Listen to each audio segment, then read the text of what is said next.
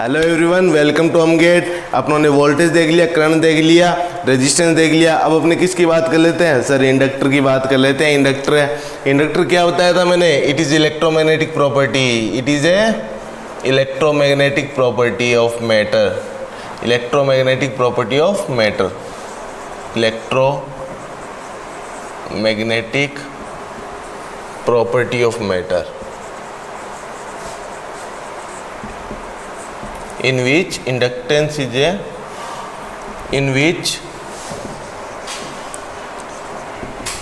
inductor is a मतलब L is a component for model and design, for model and design।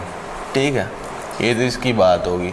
अब sir ये कैसे classify करते हैं अपने? जैसे रेजिस्टेंस कैसे क्लासिफाई करते हैं मटेरियल के बेसिस पे, तो it is classified on the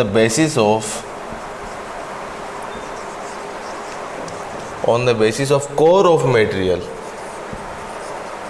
core होता ना, कोर ऑफ मटेरियल वाइंडिंग का, कोर ऑफ मटेरियल वाइंडिंग।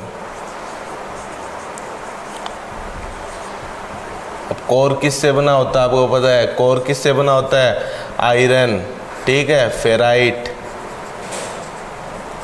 ठीक है, और बताओ एयर, ठीक है, ये सारी चीज़ों का। अब रेजिस्टेंस का, इसका इंडक्टेंस का सिंबल क्या रहता है? इंडक्टेंस का सिंबल ये रहता है सर, इंडक्टेंस भी तो एक पैसिव एलिमेंट है, इसको एल से डिनोट करते हैं, प्लस करंट एंटर करेगा माइनस, ठीक है, और ये यहाँ पे इसकी वोल्टेज होगी वी एल। चलो इंडक्टर का ये सिंबल है, आपने रेजिस्टेंस का तो बता दिया। इंडक्टर का कहाँ से आया? मैंने बताया ना, कोर से। इंडक्टर मतलब ये मैग्नेटिक प्रॉपर्टी से आया, मैग्नेटिक प्रॉपर्टी, ठीक है, आयरन की वजह से, तो मतलब एमएमएफ से, मैग्नेटोमोटिव फोर्स से इसका सिंबल आया, ठीक है। तो ये अपने यहाँ से बात करते हैं। अब इंडक्टर के बारे में बात करेंगे तो इंडक्टर के अंदर ओम्स लॉ क्या होता है? इसकी यूनिट क्या होगी? अच्छा यूनिट बता दो, इसकी यूनिट क्या होगी? हेनरी, ठीक है, एच से डिनोट करते हैं, यूनिट इसकी हेनरी होगी। और ओम्स लॉ में अगर बात करें तो V = LdI/dt, ये इसका ओम्स लॉ होगा। तो यहाँ से इंडक्टर निकालोगे आप तो कितना आएगा? L = V/dI/dt। मतलब यूनिट कितनी आ गई? वोल्ट पर एम्पियर, वोल्ट अपॉन सेकंड ऊपर चलेगा, वोल्ट सेकंड पर एम्पियर, एक यूनिट इसकी ये होगी आपकी। अब इंडक्टर का अगर आप बात करो तो बेसिक फॉर्मूला क्या होता है इंडक्टर का?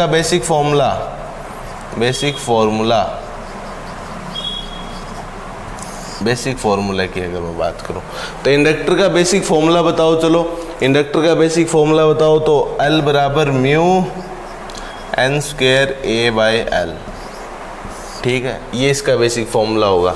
इसमें यहाँ पे क्या है? म्यू क्या है? μ0 μr, ठीक है। μr क्या है? Relative permeability. म्यू क्या है? परमिएबिलिटी ऑफ कोर, ठीक है। μr क्या है? रिलेटिव परमिएबिलिटी, ये डिपेंड करेगी मीडियम पे। जैसे अगर μr एयर की बात करें तो आपको पता है 1 होता है, और आयरन की बात करें तो μr > 1000 होता है, अगर मैं आयरन फेराइट की बात करूँ तो, ठीक है। इन सब की बात करें तो μ0 की वैल्यू क्या होती है? आपने 12th में पढ़ी है, μ0 = 4π × 10⁻⁷, ठीक है, 4π ठीक है, ये अपनी μ0 की वैल्यू होती है 4π × 10⁻⁷, ठीक है, ये μ0 की वैल्यू होती है आपकी, ये फॉर्मूला रहता है। अब ना ये ओम्स लॉ आपने देखा होगा, ओम्स लॉ अगर आपने देखा है तो ओम्स लॉ की अगर मैं बात करूँ तो इंडक्टर की अगर मैं बात करूँ तो V = LdI/dt, ठीक है। यहाँ से करंट निकालो आप, करंट कितना आएगा?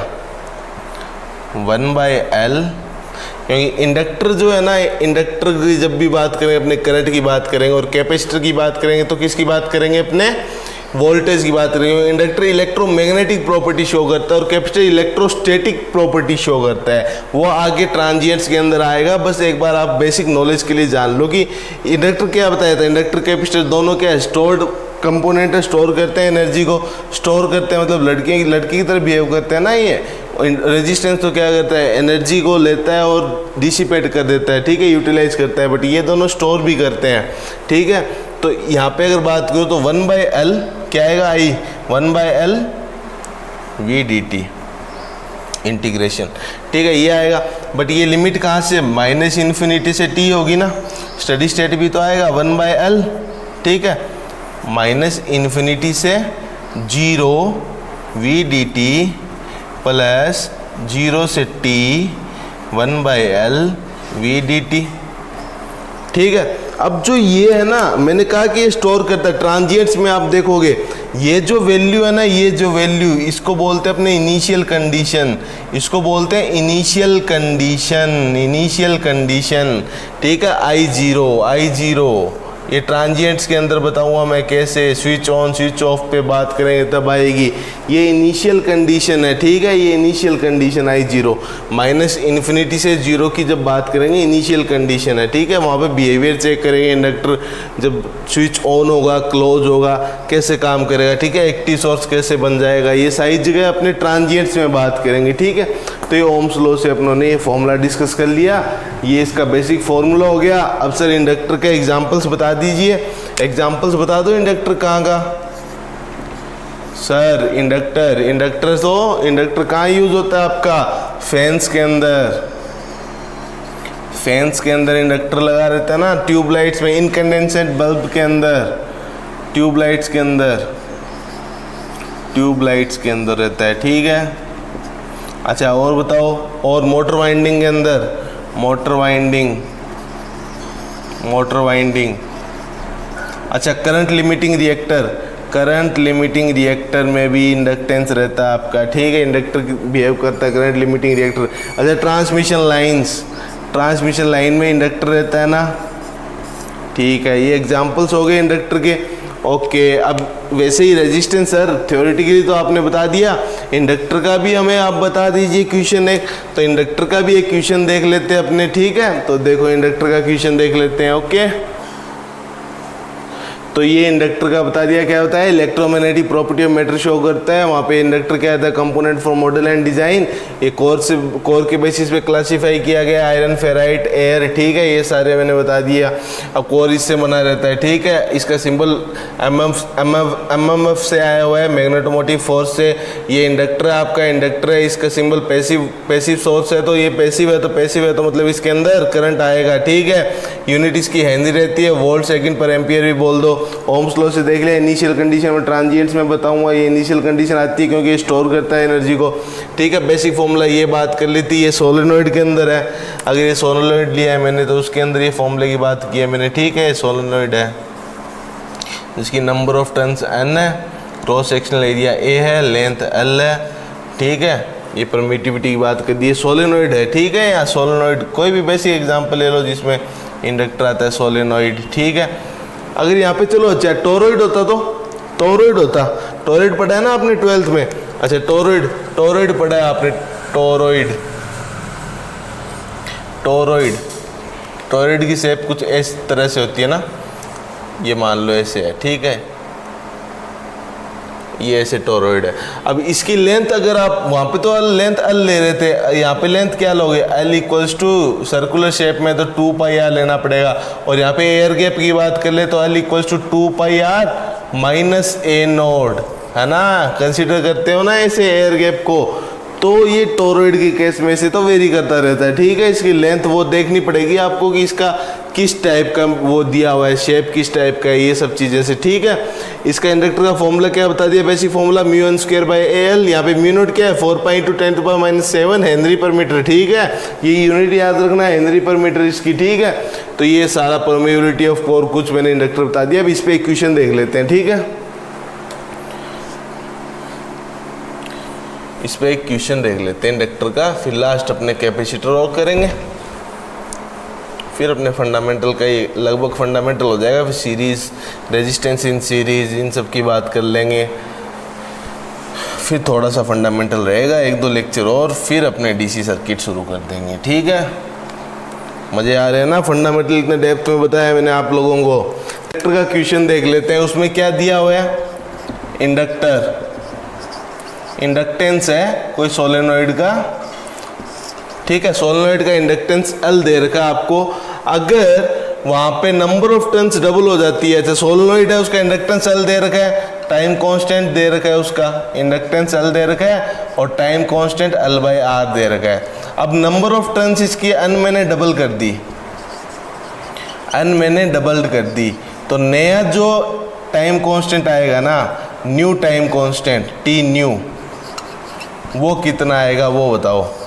नया टाइम कांस्टेंट कितना आएगा आपको ये बताना है। अगर नंबर ऑफ टर्न्स डबल कर दी, टाउ L/R है आपका, पहले वाले का इंडक्टेंस L दे रखा है सोलेनोइड का, ठीक है, सोलेनोइड के अंदर बात कर रहा हूँ। ठीक है, क्वेश्चन समझ में आ गया? एक सोलेनोइड है जिसका टाइम कांस्टेंट L/R दिया हुआ है, उसमें अगर नंबर ऑफ टर्न्स डबल कर दी तो नया टाइम कांस्टेंट कितना आएगा। ठीक है, तो इसका सॉल्यूशन आप पॉज करके करना, बाकी टाइम कांस्टेंट का फॉर्मूला दे रखा है मैंने, उस हिसाब से करना है। तो ठीक है, तो इसका क्या होगा आपका, अगर मेरा इंडक्टर क्या होता है, μn² A/L, number of turns double कर दी तो 4μn² A/L हो गया। ठीक है, तो मतलब L तो आपका L' तो आपका 4L हो गया। अब एक बात, ये रेजिस्टेंस में कोई चेंज होगा क्या? सर लेंथ डबल हो रही है, नंबर ऑफ टर्न्स डबल हो रहा है, तो लेंथ भी तो डबल हो रही है, लेंथ डबल हो रही है, तो यहाँ पे तो एरिया और लेंथ ने वो कर दिया था। ठीक है, एरिया आधा हुआ, लेंथ डबल हुई, तो ये तो यहाँ पे तो हो गया था।